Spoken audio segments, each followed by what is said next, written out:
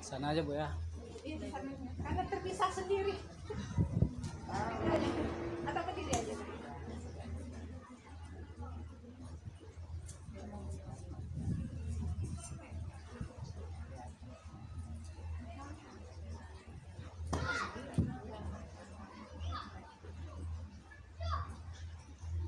Assalamualaikum warahmatullahi wabarakatuh. Waalaikumsalam warahmatullahi wabarakatuh. Di seberang sana ada Singapura. Tepatku berpijak tanah merah. Cakep. Kami bahagia bersama ibu-ibu PKK berbaur. Tapi sayang salamnya belum meriah. Diulangi sekali lagi. Assalamualaikum warahmatullahi wabarakatuh. Waalaikumsalam warahmatullahi wabarakatuh. Selamat sore untuk kita semua. Alhamdulillahirabbil alamin. Allahumma shalli wa sallim ala sayyidina Muhammadin tabtahu lana biha futuhal arifin wa tafaqqahana biha fid-din wa ala alihi wa sahbihi wa sallim tasliman katsira. Allahumma akhrijna min zulumatil wahmi wa akrimna binuril fahmi waftah alaina bima'rifatil ilmi wa hasin akhlaqna bil halmi wasahhil lana abwaaba fadlika wanshurha alaina min khazainir rahmatika ya arhamar rahimin. Rabbi shrah li sadri wa yassir li amri wahlul 'uqdatam min lisani yafqahu qawli wasaddid lisani wahdi qalbi bi haqqi sayyidina Muhammad sallallahu alaihi wasallam.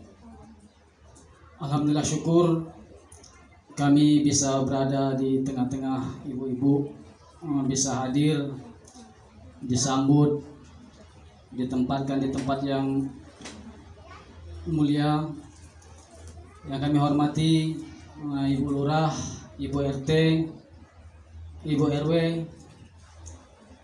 Besar tidak kami sebut gelar, kecil tidak kami sebut nama. Selamat sore semuanya.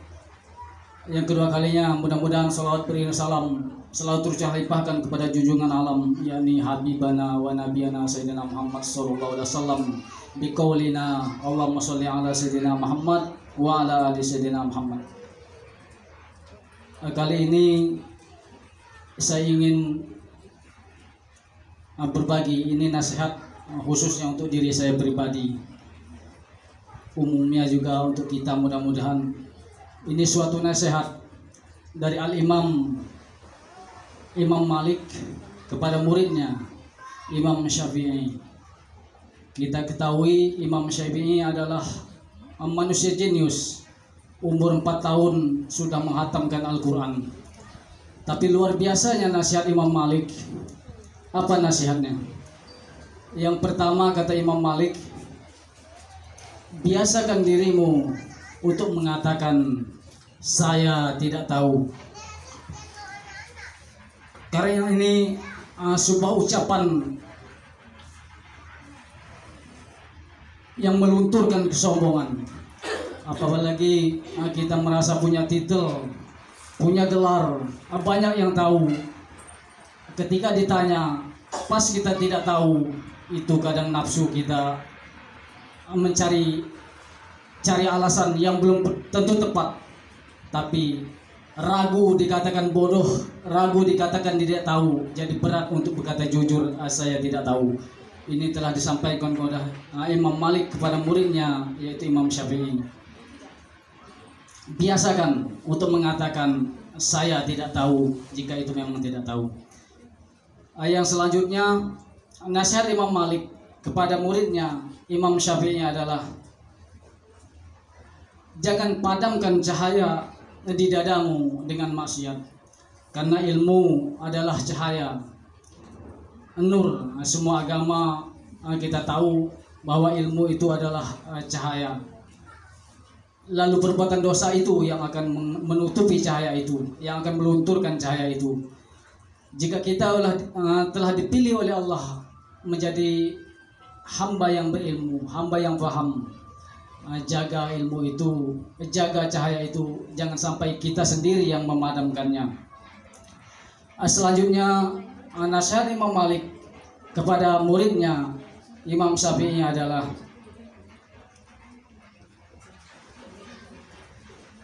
jadilah orang yang paling banyak diam di antara manusia. Jika mereka benar, ikuti. Jika mereka salah, jangan ikuti. Ini pernah juga dikatakan oleh Sayyidina Umar,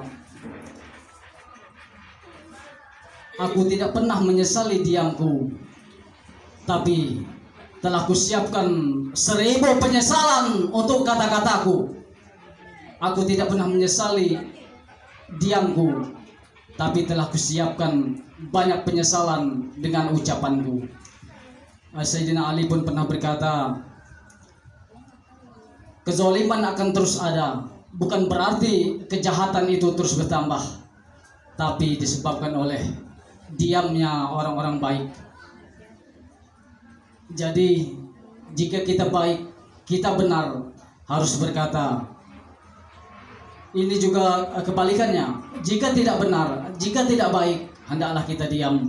Karena ucapan itu adalah penentu keselamatan kita. Sebagaimana janji Rasulullah SAW. Ini dibenarkan oleh seorang non-muslim kebangsaan Amerika. Sang penulis buku The 100, 100 manusia paling berpengaruh di dunia, meletakkan Rasulullah dalam urutan pertama manusia paling berpengaruh di dunia dalam bidang agama dan pemerintahan. Dalam detik ini kita ketahui jumlah pengikut beliau hampir 2 miliar manusia dari seluruh total penduduk manusia, tersebar di 200 negara. Apa pesan beliau? Salamatul insan fi hifzil lisan. Keselamatan manusia terletak pada kata-katanya. Keselamatan manusia terletak pada ucapannya. Jika ia pandai menjaga lisannya, pandai menjaga ucapannya, dipastikan dia selamat. Selamat dirinya, selamat karirnya, selamat fisiknya, selamat keluarganya, bahkan selamat masa depannya. Tidak peduli dia muslim atau non muslim, jika ia pandai menjaga kata-katanya, dijamin oleh Rasulullah, dipastikan dia akan selamat. Sebagaimana kita ketahui, banyak orang terjatuh dalam karirnya karena ucapannya. Banyak juga rumah tangga hancur karena ucapan juga. Bahkan harga dirinya hilang karena ucapan. Jadi ucapan benar-benar menentukan siapa kita, dilihat dari ucapannya. Seperti pepatah, ibarat jika air keluar dari kendi itu adalah hitam, bisa dipastikan seluruh isi kendi itu hitam semuanya. Itu artinya apa? Jika kata-katanya kotor, dipastikan kualitas orang tersebut menunjukkan dari arti dari ucapannya. Selanjutnya pesan dari Imam Malik kepada muridnya Imam Syafi'i adalah, angkatlah tanganmu dari hidangan makanan saat keinginanmu untuk makan masih menggebu. Seperti ini, mungkin kita dijamu di teman kita atau tetangga, setelah habis satu piring ditawarkan kembali, ada tawaran, kita masih lapar. Nah, di situ kemampuan kita diuji, mampu tidak menahan di saat kita mampu menuruti nafsu, atau di saat kita lagi hobi-hobinya main game umpama anak-anak. Nah, di situ nasihat Imam Malik juga masuk. Mampu tidak dia menahan tangannya di saat kemampuan fasilitas mendukung. Selanjutnya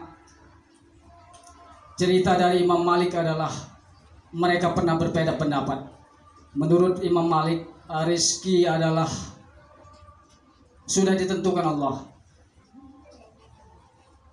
Diibaratkan seekor burung yang terbang di pagi hari. dan dipastikan kenyang pada sore harinya. Namun ini dibantah oleh Imam Syafi'i. Rezeki tidak akan datang jika tidak ada usaha, tidak ada pergerakan yang kita lakukan. Ini langsung dibuktikan oleh Imam Syafi'i. Dia keluar dari masjid, menjumpai ada orang yang sedang panen buah anggur. Di situ beliau membantu karena telah berjasa membantu panen anggur, lalu diberikan beberapa tangkai buah anggur. Lalu dibawa ke hadapan gurunya Imam Malik dan diceritakan, "Iya guru, ini bukti bahwa rezeki itu harus dijemput dan harus ada kerja keras dalam menjemputnya." Lalu gurunya dipersilahkan mencicipi anggur tersebut. Sambil mencicipi anggur itu, Imam Malik pun tersenyum. "Aku tidak keluar rumah. Aku tidak menginginkan anggur. Tapi nyatanya anggur ini mendekat sendiri ke mulutku. Ini bukti rezeki itu sudah ditentukan." Dua-duanya benar, tapi keduanya tertawa bahagia. Ini perlu kita contoh. Beda pendapat, beda agama, beda partai, akhirnya harus bahagia di penghujungnya. Karena boleh beda, karena perbedaan belum tentu dua-duanya salah. Perbedaan belum tentu juga dua-duanya benar. Jadi jangan mengklaim kita pasti benar. Terima perbedaan, nikmati perbedaan, karena di dalam perbedaan ada peluang kebenaran. Beda bukan berarti harus berpisah, beda bukan arti harus berpecah. Ini sampai jam berapa Ibu? Tegang seperti itu.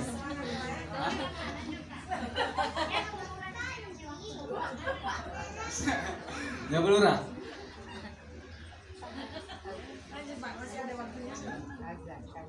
Nggak, mending ini, takutnya saya asik bicara, ibunya kapan tuh gitu aja kan. Biar gak sia-sia maksudnya. Ibu-ibunya terpesona. Hah? Ibu-ibunya terpesona. Oh. Sekarang jam berapa ya? Jam 3 kurang. Oh, oke. 5 menit lagi lah ya. Iya. Ya, ini sedikit bahan saya untuk ujian nanti, karena kami Januari public speaking, ujian public speaking. Jadi butuh audien supaya pas ujian nanti tidak kaku lagi, tidak demam panggung, jadi biasa. Kebetulan saya membawakan tema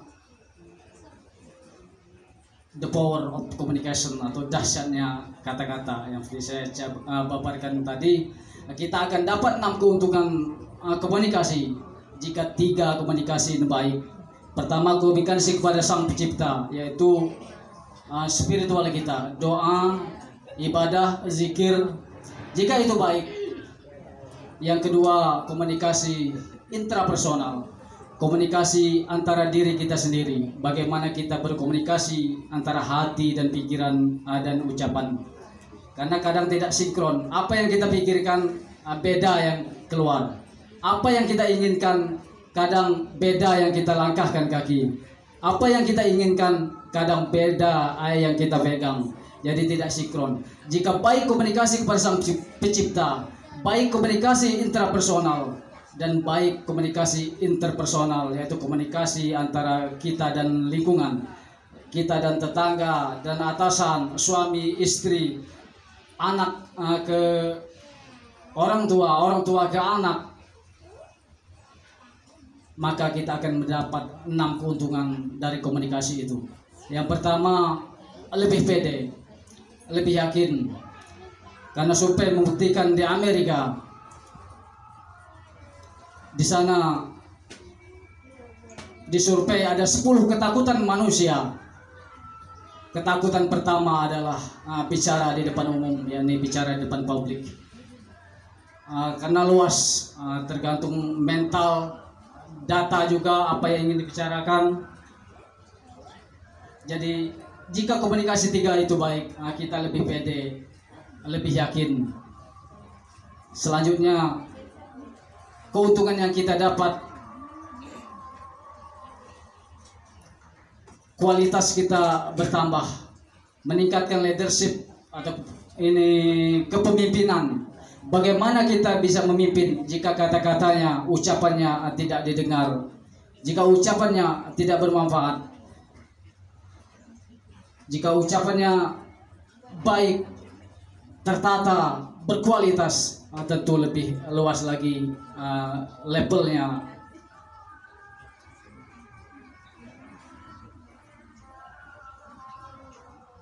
Karena sudah ngaji cukupkan Bu Lurah ya, lain kali jumpa lagi insyaallah. Iya. Iya.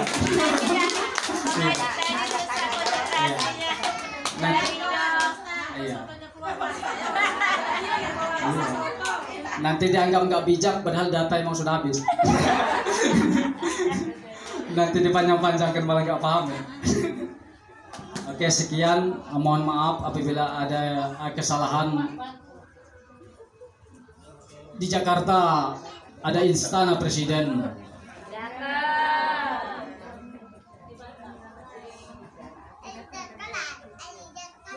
Jadi lupa dari pantunnya.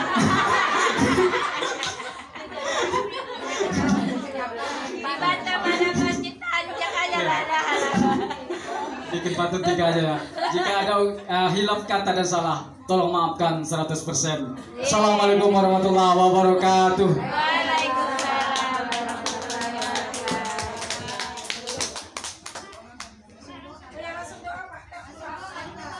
Boleh langsung doa Pak Ridho.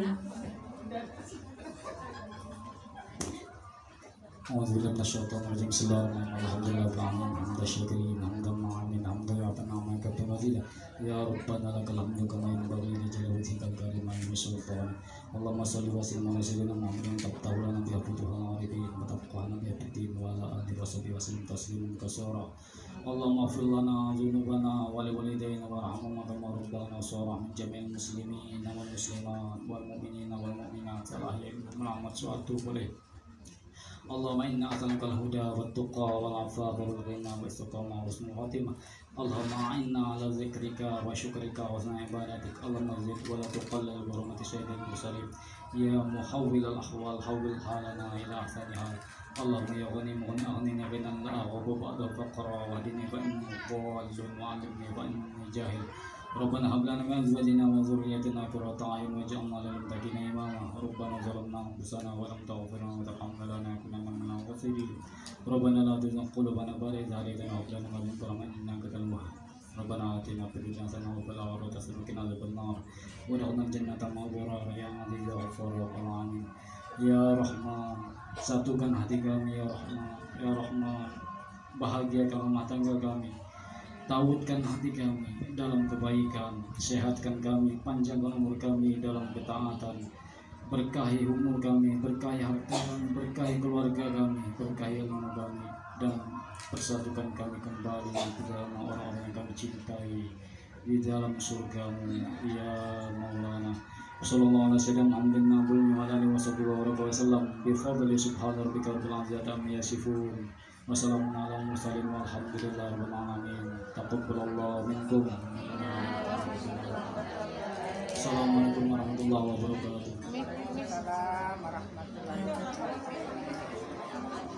Itulah acara demi acara telah kita lalui. Kami atas nama mahasiswa, mahasiswi karya anak